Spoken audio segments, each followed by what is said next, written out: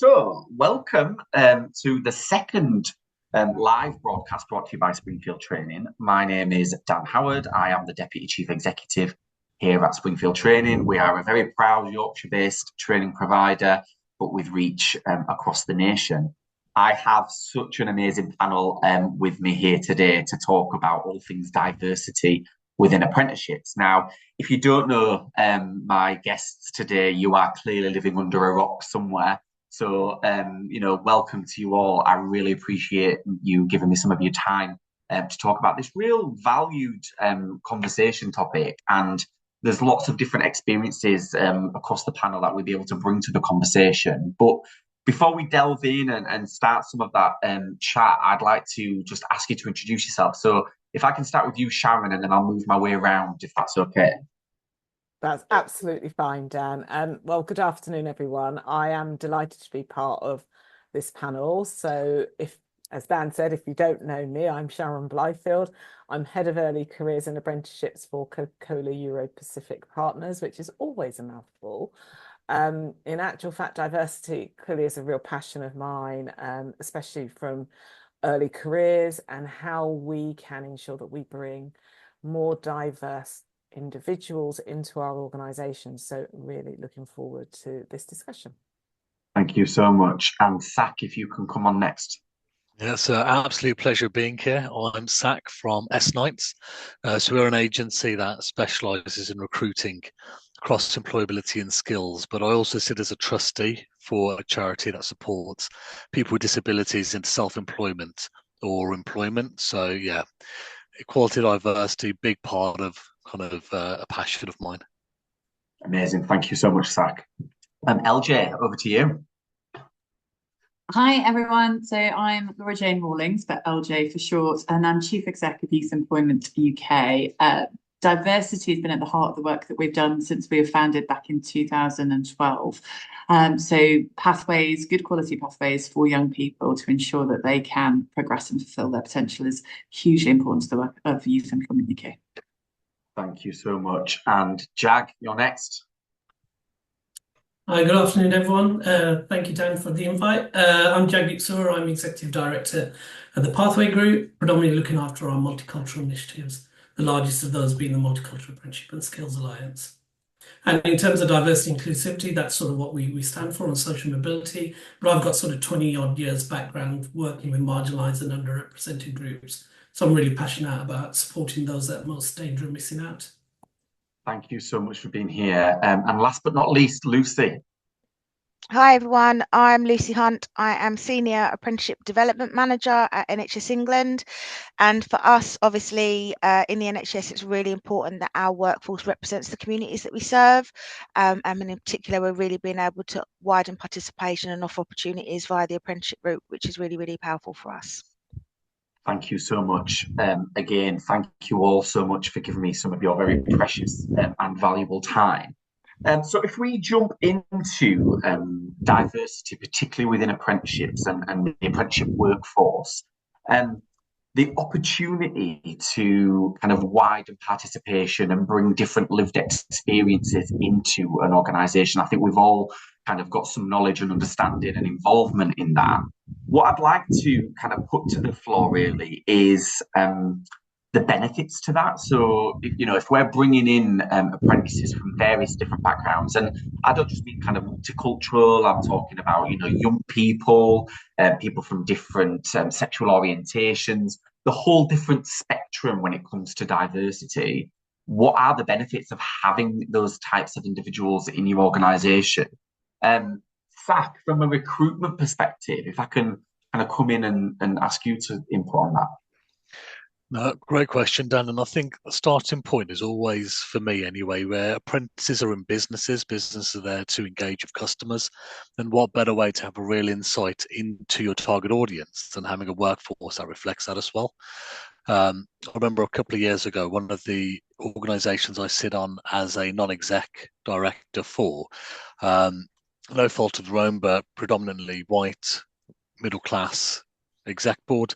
We were going through Ramadan at the time, and even the small suggestion of, should we send out an email to all of our learners, all of our tutors, trainers, employers, just celebrating Ramadan, raising awareness, went down phenomenally, both from a learner's perspective in terms of feeling appreciated and understood, but even from businesses as well, because the businesses that a lot of our learners work with such a diverse range of customers in their core customer base. So yeah, I think in terms of lived experience, the richer the pool of people, the better assets or tools you've got, intelligence you've got to be able to engage a lot better with your target audiences. Okay. And Lucy, obviously, you know, NHS are a huge organisation with a very diverse workforce. What would you say are the opportunities to further increase representation within the NHS or within employers more generally? So, you know, when you visit your local hospital, a lot of them are now putting up a sign to say the language is spoken and the nationality is employed. And I think that's a really, really positive move. You know, most people don't attend hospital unless it's for something quite serious. And to be able to have that reassurance in their own language, we felt is a really positive thing. So we'd like to build on that. But for us, a big challenge in the NHS has been retention. And we've really found that by recruiting and supporting our local employees to be able to progress via the apprenticeship route, we're really seeing massive increase in retention. On the registered nurse apprenticeship, for example, we've got a 98% completion rate. And on the traditional route, we typically have around 30% dropout in the first year. So I think that's a really good example of why supporting and developing your workforce, you're going to increase retention, but also widen participation in that local community. If you're supporting them, they're not going to move on. They're going to stay with that employer that's invested with them. And I suppose, you know, particularly within the NHS as well, being able to identify yourself, you know, so when you're going into the hospital or into a GP surgery or a kind of a local care trust, being able to identify with people, you know, it's so important. And I love that idea around, you know, the language, you know, posters to say, you know, these are the languages spoke here. I think that's just such a simple thing, but in terms of inclusivity, the impact is huge. LJ, just from a kind of a youth perspective, obviously representing Youth Employment UK, we have seen a decline in the number of young people entering into apprenticeships. And obviously, you know, some of the census work that you've been doing and kind of championing the voices of young people, we have a huge NEET problem nationally. You know, there's so many people that aren't in employment, education or training. And I was just wondering from a youth lens, what are the opportunities to be able to kind of promote apprenticeships, increase participation in apprenticeships, and really get that message out there that it is a viable career option and it's not what it used to be? It's such an interesting conversation about parity of esteem. How do we get young people to want to do apprenticeships? Young people want to do apprenticeships. We've all done an absolutely cracking job over the last 10 years, making sure that apprenticeships are revered by young people, that they want them. There are now nearly 3 young people applying for every vacancy we have, according to a piece in the FT today. So actually, we don't have to convince young people to do apprenticeships anymore. I think that job is done, but there is not the number of opportunities for young people where they live to access good quality apprenticeships. So in Kettering, where I'm based, just this week as we had A-level, or last week as we had A-level results, I did a little find an apprenticeship search to see how many apprenticeships there were in Kettering. We had 700 young people complete level 3 qualifications on Thursday and 39 level 2 or level 3 apprenticeships. Now that's not even at the same level. There was no level 4 apprenticeships in Kettering, never mind anything higher. So 700 young people, and we do not have the quality of vacancies for them. That's a problem. It is, and I think again it's around the message to businesses in terms of the impact, the experience, and I would say hunger really from young people. You know, I've got a relative who wants to become a solicitor, and you know, we all working in the further education sector dish out lots of free careers advice and guidance to family and friends, I'm sure. And the conversation I was having with her was right, okay, that's fine, but what route do you want to go down? Oh, right, let's do a T-level in legal services. Once you've done that, there's an apprenticeship, and you can do that. and you can actually become a solicitor, but with employed experience and no student loan. I was like, can I do that? Yeah, absolutely. So it's advising young people in terms of the opportunities and choices that they have, but the employers need to be bought into that, don't they, in terms of actually providing those opportunities. Where we see it working well in terms of early careers, Sharon at Coca-Cola, I know you have a really successful apprenticeship program. What I would be interested to understand is some of the challenges you may have faced, and some of the things that you've had to kind of overcome in terms of obstacles with your early careers and apprentices coming into Coca-Cola. Yeah, so this year is 10 years since we kind of centralized our whole apprenticeship program and put some real structure around it.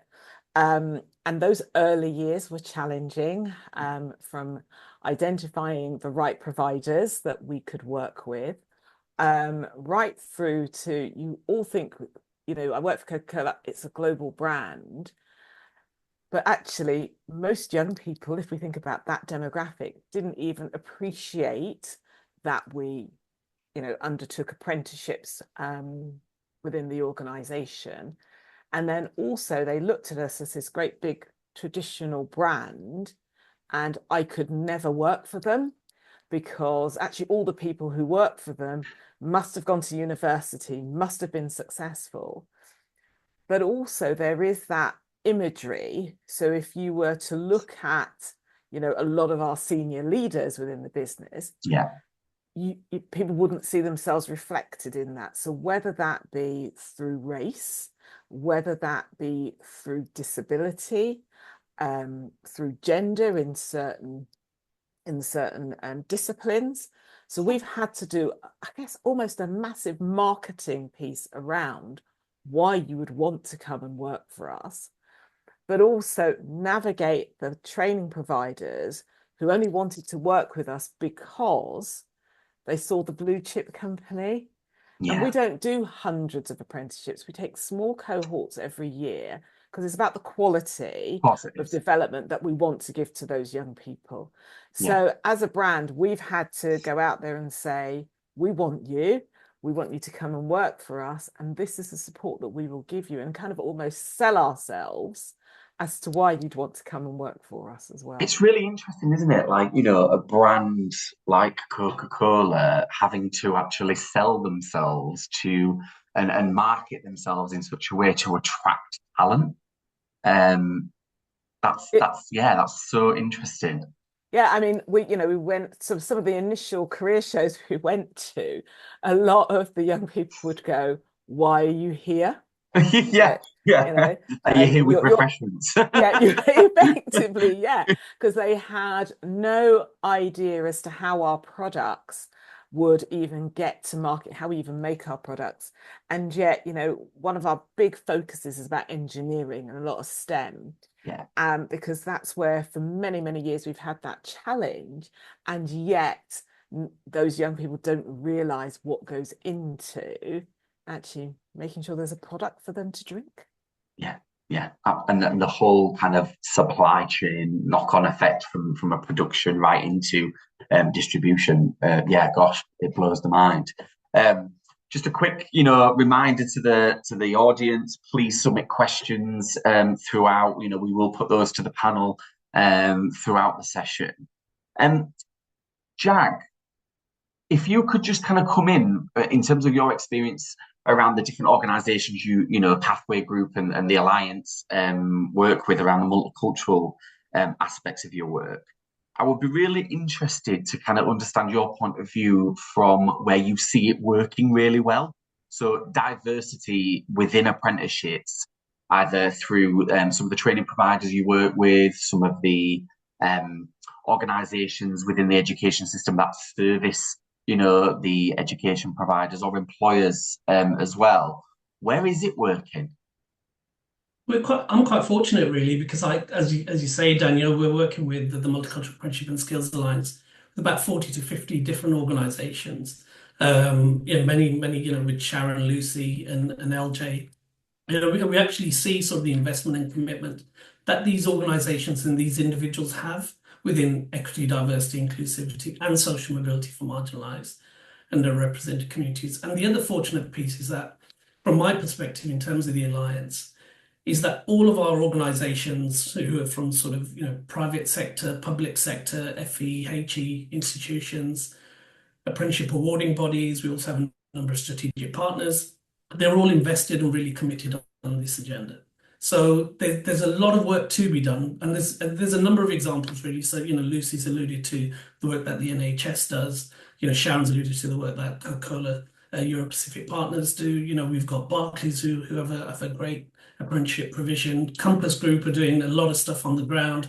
Particularly for those that are underrepresented, and they're really, really focused on that. The work that LJ is doing at Youth Employment UK. So there's many examples really, but there really is a long way to go. But it's fabulous to see that these organisations, whether they're large organisations or they're small organisations, that they're actually committed and invested in the agenda. And that's the only way we're going to do it, in collaboration. That's the only way we can actually make that change. And collaboration is key, and you touch on the smaller and larger organisations, and I think some of the challenges, and this is probably an open question to the panel, some of the smaller organisations, 90% of our economy is made up of small, medium enterprise businesses who don't necessarily have the infrastructure like the NHS or like Coca-Cola or some bigger organisations in terms of putting the processes in place, the investment that's needed in talent attraction and championing diversity and inclusion. And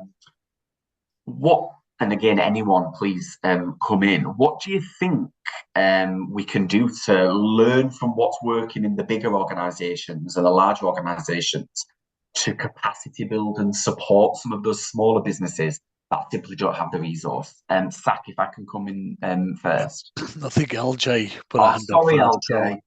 I'll go on, LJ. I must do it in order, otherwise I'll get told off. So it's some of the stuff is what we've been doing here at Youth Employment UK for a number of years now. So we provide a membership service to organisations to really help them understand this cohort of young people. I think a lot of it's about education. Why is this cohort of young people different, and what do we need to do that is different for them to ensure that they can thrive in our education and training pathways that we're creating? So our members here at Youth Employment UK get access to advice, to guidance, to resources.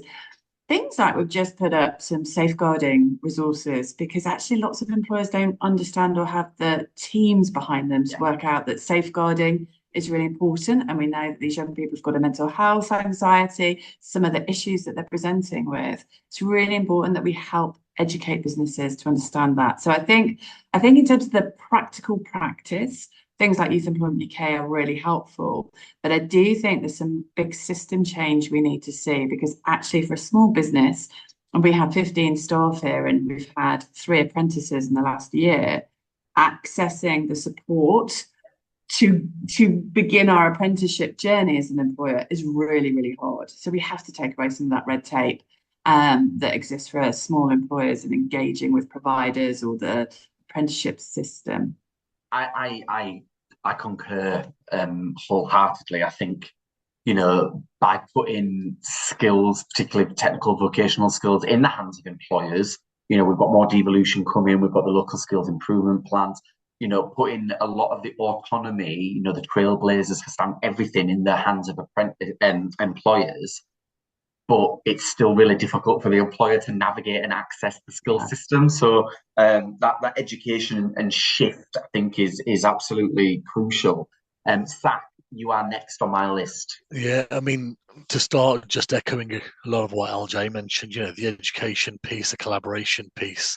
We are an SME. We've always invested in apprenticeships and traineeships when they're around and any funded provisions. But as a sector specialist recruiter, often it's difficult to know exactly who to ask, what expectations. Take away the specialism and you're a florist around the corner, it multiplies tenfold. So I think 100% of the education collaboration piece. I think where SMEs tend to struggle is around the resource and awareness, understanding what's available to them, because there is a lot available to them.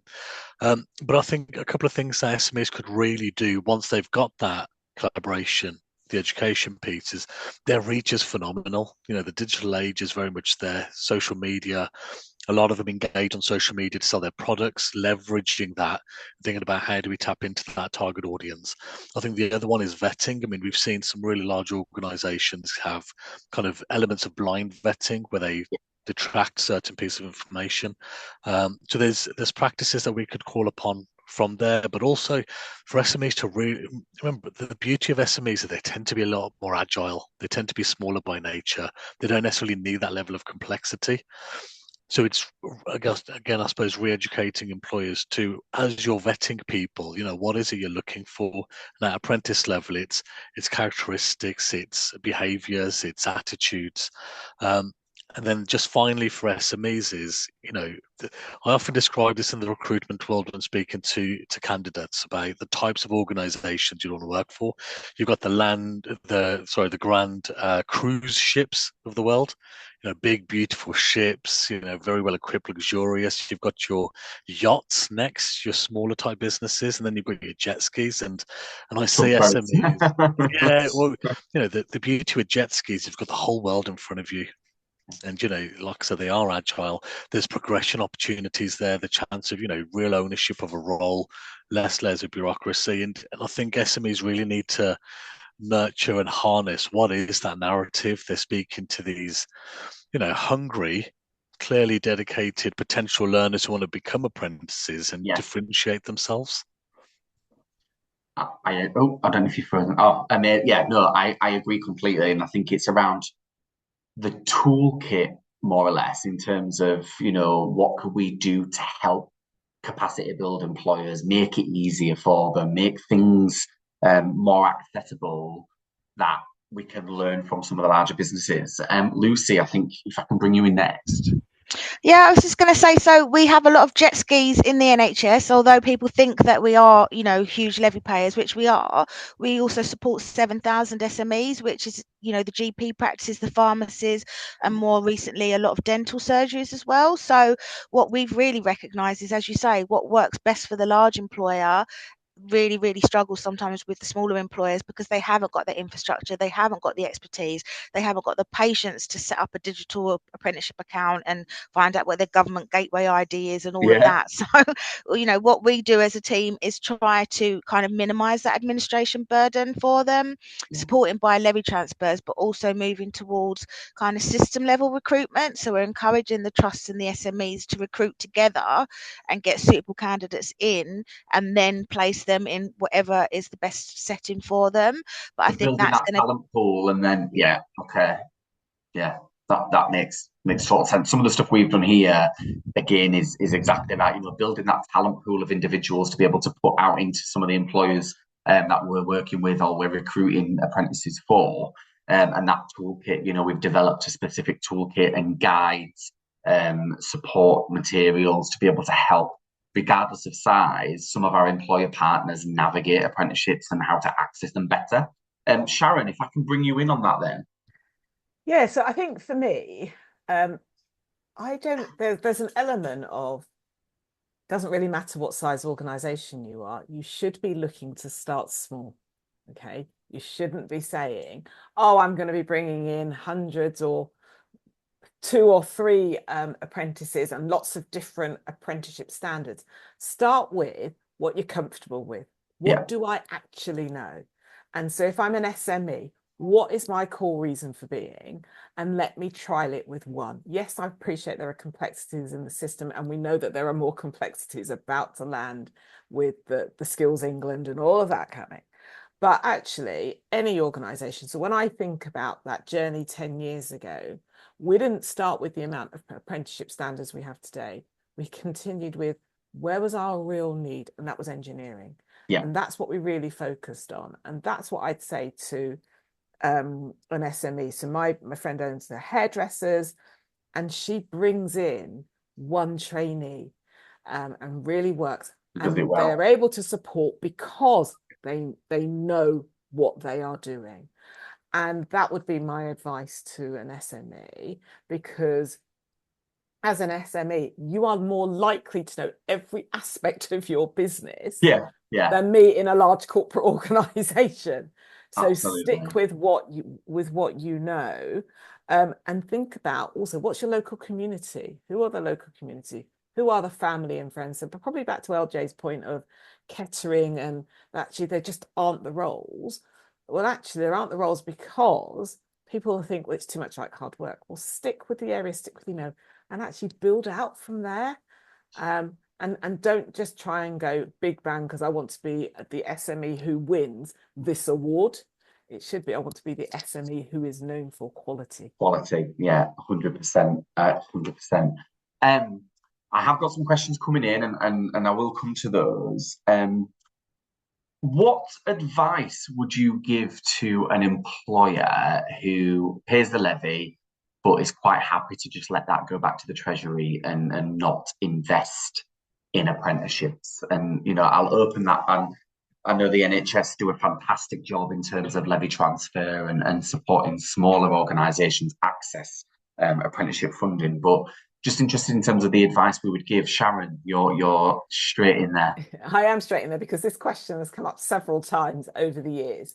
And, you know, and part of it is because of the same thing we were literally just talking about, the complexity and navigating. But ask yourself, what's the age demographic of your current organisation? And are you building the succession for the future?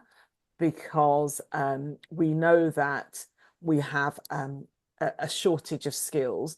And what are the skills that you need for the future?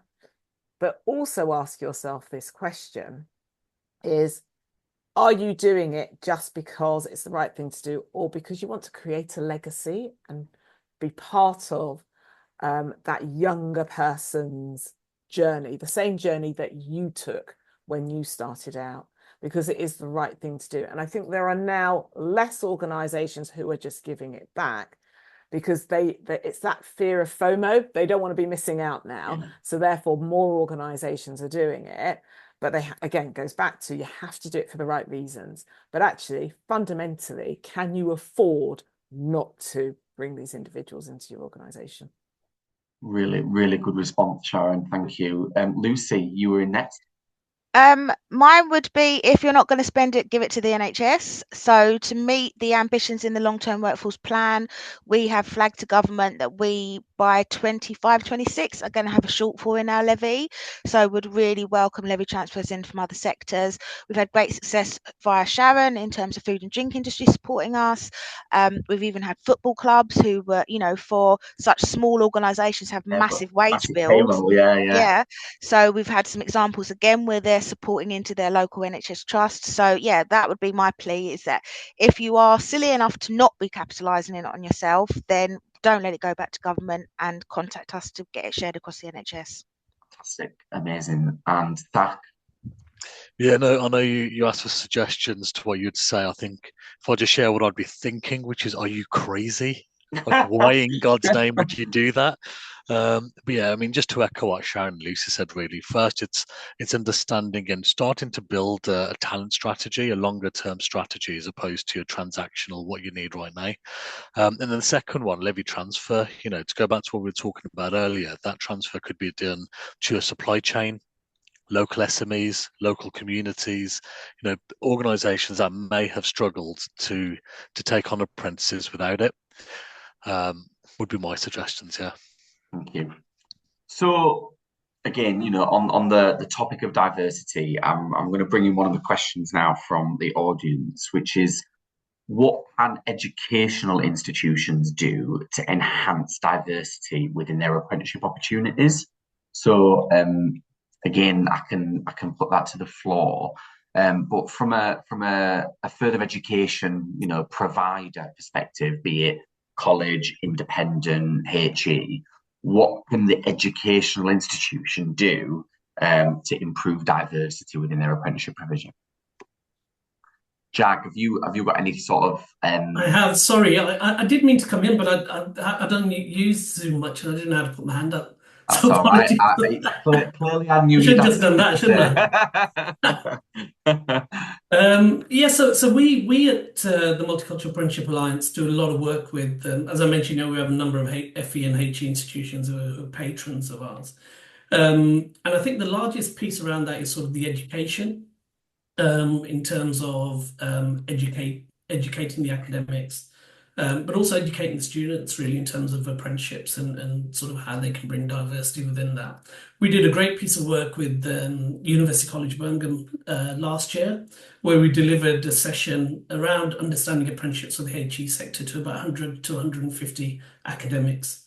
And that has really increased the uptake of their apprenticeships take up really. So as you know, FE and HE institutions, they have to diversify, they have to look at other opportunities and other avenues, and apprenticeships are a real focal point for them at the moment. So whatever we can do, you know, we work with University of East London, we work with the Open University, we work with University College Birmingham, and a number of FE institutions as well. And the biggest sort of request from them is how do we increase the education for our academics in terms of what apprenticeships are, and how do we increase the engagement with not only marginalised individuals, but individuals who want to access the apprenticeship opportunities that they can potentially provide. Excellent, thank you. LJ, I believe you were next. Yeah, so I mean, remove English and maths as a entry route to apprenticeships would do amazing things for diversity in apprenticeships. So I had an email from a previous youth ambassador of ours, and she graduated out of our ambassador program 6 years ago. But she messaged me over the weekend to say her sister has now sat her GCSE maths 3 times, and 3 times has received a 3. She's neurodivergent, and all she wants to do is access an apprenticeship, but she can't because she cannot achieve that maths GCSE. Like, that's a nonsense. It's a hardworking, willing, will be a brilliant asset to any organisation.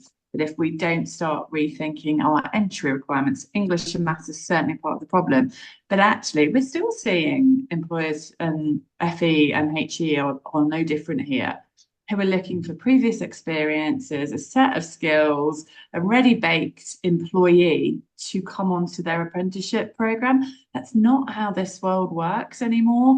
Young people haven't had the time, the opportunity, the support. Those who are from lower social economic backgrounds have got multiple barriers to access. We have to make entry requirements and the recruitment process much easier and much more inclusive. I think employers, including FE and HE, talk a good game about diversity, but does it actually transcend into the way that they've changed their recruitment process? Almost in all cases, no, unless they're members of Youth Employment UK, and then they've done a good job. I love that. I think recruitment and employers' recruitment is a real interesting topic, because they don't necessarily understand the funding rules that providers can use to deliver apprenticeships, the flexibilities within English and maths, the different things that you can do in terms of the reasonable adjustments you can make within the actual apprenticeship training, the off-the-job training, the English and maths. Employers don't necessarily, and I see so many vacancies where they look for English and maths GCSE as an entry requirement. So I completely agree in terms of the demystifying some of that amongst employers, and actually saying, speak to your local college, speak to your training provider, speak to your education provider, because the funding rules will enable them to adapt, diversify their delivery, and make it more accessible. Sharon, if I could bring you in on that topic, please. Yes, so thanks, Dan. So I wanted to try and make 3 points on this. So the first one from a education perspective, whether that is schools or FE, is actually it's an employer engagement. So Careers and Enterprise Company have been running a pilot with Teacher Encounters, which is actually designed for not so much the careers advisor in the school, but actually the teachers who are delivering the subjects to come in to an employer. So we had some in July come into an employer and hear about the world of work. And we've then put the lens of apprenticeships on there to say, you know, these are the things when you are running your curriculum, you should be taking into account as an employer that we're looking for. And so I'm not sure how many schools are aware of the Teacher Encounters. They should be as part of the Gatsby benchmark and everything. But nevertheless, we've got that opportunity. I think it is also about employers and the providers that they work with. And the third point, which is linked to that, is I'll give you a really clear, real life example that happened last week. So I met one of our, on my world tour, I met one of our degree apprentices who's from a cold spot. And he was so enthusiastic. We were at the university. The following day, he got his A-level results. Oh, wow. And they were not what he expected. Yeah. And the panic text message that were coming through to me, because I'd said to them all, just let me know what your results are. And don't worry if you haven't been successful. And we were then straight on to the university, because we have chosen partners who will have a non-standard entry route. So although they may have, their ideal minimum grade requirement, we have worked with those who've got non-standard entries. So they did an exercise with him and was able to then confirm back to him by yesterday, so Monday, that he had been successful and would be joining the program. And I think that that's what's really important here, is because they looked at what's the alternative to test this person's academic ability, just purely and simply because they didn't get the right results. Would they have done that without the intervention, though, from yourself, or where you've looked at the alternative entry routes? Would a university do that without having someone, with that foresight to say, think differently? But that's because that university is more progressive, and they recognise that if an employer is seeing the potential in that young person and is prepared to give that level of support, then they should be doing that as well. So it is very much about identifying who are the right partners to be working with. No, really appreciate that. Thank you, Sharon. Lucy? Yeah, I just wanted to jump on that point, because that's a massive issue for us in the NHS, certainly where we're progressing the existing workforce who might not have that stereotypical 3 A-levels but have got 10 years experience as a healthcare support worker. We work with universities that will set them a piece of academic writing to see if they are at the level. And I do think that needs to be a massive kind of culture shift, and we are getting that. And I think being the NHS, we can harness that buying power to say, oh, okay, you won't do it, we'll find somebody else that will. But we do need to move away from that, historic 3 A-levels is the only entry route into university, because we're seeing more and more it's not. And quite often those that are coming from a slightly alternative background, they're far exceeding our expectations. And, I think we need to be much more mindful of, if people can't achieve maths and English through all those years at school, how are we going to expect them to do it while they're doing an apprenticeship and working full time at the same time? It's just a nonsense. Yeah, no, I know there's much debate across the education system regarding English and maths, and one of the things I wanted to kind of touch on before I move to another question is the challenges some of our diverse apprentices may face coming into a business, coming into the workforce, trying to navigate the world of work and study, and that's of all ages, not just young people, through the work that many of us do as judges of the Multicultural Apprenticeship Awards. We see apprentices of all ages, from all backgrounds, choosing the apprenticeship route as their kind of career path. Opening that up to the panel, what challenges do you think those young people or older people from various different walks of life, lived experience, and diverse backgrounds face on a day-to-day basis? LJ, I think you were there first. Thanks. So it's a great question, and I'll circle back to my original question that you had for me around the number of young people who are not in education, employment, or training. So we have 900,000 neat young people. Thursday we'll get the next quarter's data set, and we expect it to be in and around the same number. It's a really stubbornly high number. And what's going on for those young people is what we can see. Those who have protected characteristics are more likely to be neat. So if they have a disability, if they have mental health concerns, if they are from a lower socioeconomic background, if they are Black or Asian, they are more likely to be neat than their peers. If they're LGBTQ+, they are also more likely to be neat than their peers. So that this group who are neat are the ones with particular barriers to employment. And so that kind of really comes into your question. And some of the challenges they have, sometimes it's about affordability. Getting to an interview can cost money. Getting to a location where there is a job, or having to turn up in a suit because that's the expectation of an employer, costs money. And sometimes it's really those basics that are there. Sometimes for young people, it's the anxiety. It's really interesting. We work with some of our employers to help them see that there's no reason to hide interview questions or the things that you're looking for in a CV. That we make it feel like it's this hidden secret bit of world that these young people can't know about. It's much better if we can give them the questions they're going to be asking so they can prepare well and overcome those anxieties. So there's a lot of different barriers. It's not one size fits all. Young people are very different and very individual.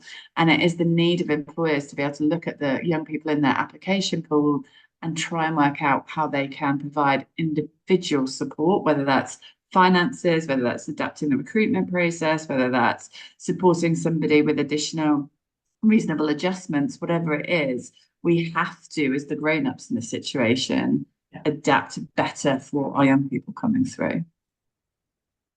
Thank you so much. Zach, I think you were next. Yeah, and again, a lot of what LJ mentioned there, when we're talking about protected characteristics, I suppose, unfortunately for those youngsters who have those protected characteristics, often they're acutely aware they fall into one of those protected characteristics. And if I draw upon the personal experience, I tease I joke with my friends, I wasn't born in a waistcoat. I remember growing up very humble beginnings, but that was very much a chip on my shoulder. And whilst I didn't go through the apprenticeship route myself, I graduated in law. Even after graduating, when you think, okay, I've got my pat on my back, and I'm there, balanced keel, it isn't. So I think you asked earlier about the role of educators, what can providers do? It's really genuinely empathizing, understanding, and putting yourself in the shoes of those individuals who, for whatever reason, have decided, and it could be, LJ mentioned earlier about, I think we've done the work with learners. This is aspirationally a genuine career route. Educating employers and how that can be, and putting the learner's mind at ease almost. Yeah. Fantastic. Lucy. Yeah, backing up everything that LJ said, but we found real great quick wins in the NHS by just thinking about that initial recruitment and the advert. As LJ says, if we put school uniform as acceptable, then they're not worrying about having to buy a suit. If we say that potentially travel costs are available. So in the NHS, we have a huge issue with our rural and coastal trusts. And being a Londoner, this was something that was hard to get my head round. But if the bus stops running at 3 o'clock, then they can get to work. But unless they've got access to a car, they physically can't get home. Yeah. So again, it's being creative around that. We had some employers that were using the apprentice incentive when it was available to put on a shuttle bus to be able to get them from the trust back to the town centre. But it's little things as well. Again, if you're neurodivergent and you see that the recruitment process has got kind of group activities, or being able to contact the employer and let them know that you might need some adjustments. Just little things like that we found have made a huge difference. But it's one of my biggest frustrations when you hear people talking about what an inclusive employer they are, and then you look at their adverts and I'm not really getting that. Yeah, and just even by putting wording on your advert, we welcome applications from diverse backgrounds. We welcome applications from neurodiverse backgrounds, from social work. Just it makes it mean so much more to that individual who's looking at that job advert, going, "Oh, actually, I can apply." I think it's so important. Who'd have thought it? But 45 minutes have gone like that. And doesn't time fly when you're having fun? And the faces on the screen are some of the sector's best when it comes to this topic of conversation. So I just want to massively give a shout out to you all, and thank you so much for giving up some of your time. Some real good topics of conversation that I'm sure our audience have been able to benefit from, learn from, and hopefully take some of that practice back into their own organisations. This recording will be shared across social media, so those who haven't been able to join but did register, they'll get a copy, and it'll be available on all of our socials. So I just want to say a massive thank you again. I really appreciate your time. This has been our second live podcast in a series of various different themes and topics that we're going to be covering throughout the year. Let's bring that to an end. Thank you so much. Enjoy the rest of your day, enjoy the rest of your week, and I look forward to seeing many of you at conferences very, very soon. Thanks, everyone. Thank you. Take Bye-bye. care. See ya. Speak soon.